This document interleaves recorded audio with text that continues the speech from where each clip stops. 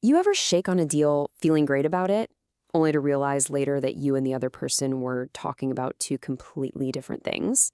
Yeah, it happens way more than you think. And in the world of contract law, this kind of mix-up has a very specific name. Today, we're going to unravel this whole mess of contractual mistakes. So, let's dive right in. So let's kick things off with a classic legal puzzle. Think of us as detectives here, okay? We have a case to crack and all the clues are laid out for us. We just need to figure out what they mean.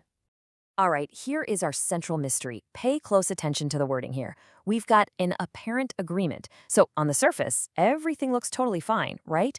But here's the kicker. The minds of the parties are at odds. They are just not on the same wavelength. So what do you call that in legal terms? And this is exactly what makes contract law so fascinating. You can have all the paperwork, a firm handshake, everything that screams solid deal. But if that fundamental understanding isn't there, if those minds are really at odds, that whole agreement can just fall apart like it was built on sand. Now, to solve this puzzle, we need to line up our three usual suspects. These are the main categories of contractual mistakes, and I guarantee our answer is one of them. Common mistake, unilateral mistake, and mutual mistake. First up is common mistake. The key word here is common, as in it's shared. Both people are on the exact same page. It just so happens that page is completely wrong. They both believe the same fundamental thing about the deal, and it's just not true. Next in the lineup is unilateral mistake. Uni means one, so here only one person has it wrong. And here's the really crucial part. The other person knows it. They know the first person is making a mistake, and they just let it happen. It's a totally lopsided misunderstanding. And finally, we have mutual mistake. This is where both parties are completely at cross purposes. They think they've agreed on something, but they're actually talking about two totally different things. Now that phrase, at cross purposes, that should be ringing a bell, right? It sounds a lot like our original clue, minds at odds. Okay, let's put our first suspect, common mistake, under the microscope.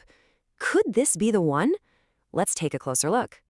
So with a common mistake, it's a shared error, a group goof. Picture this. Two people agree to buy and sell a painting. They both genuinely believe it's a Picasso. But later, it's found to be a fake. See? They both made the exact same mistake. Their minds were perfectly in sync, just wrong.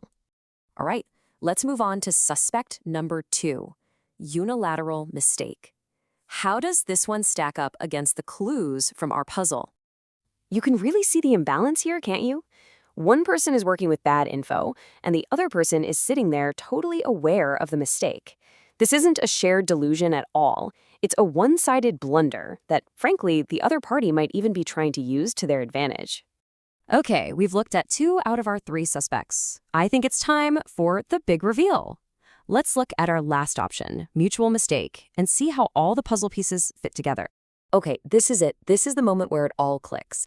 Just look at that nature of misunderstanding column. For a common mistake, it's a shared error. For a unilateral mistake, it's one-sided. But for a mutual mistake, the parties are at cross purposes. They're making different errors. So when we circle all the way back to our original puzzle, you remember, the one with an apparent agreement where the minds of the parties are at odds, the answer becomes crystal clear. The correct legal term we were looking for is mutual mistake. Let's just look at that key phrase one more time. The minds of the parties are at odds.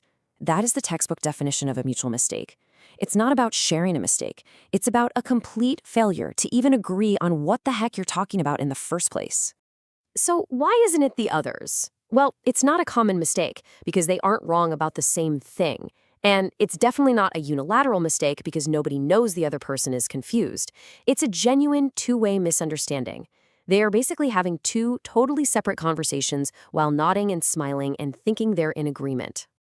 So if you're going to remember anything from this, let it be this simple breakdown. Think of it this way. Common mistake, we're both wrong about the same thing. Unilateral mistake, you're wrong and I know it. And mutual mistake, we're both wrong but about completely different things.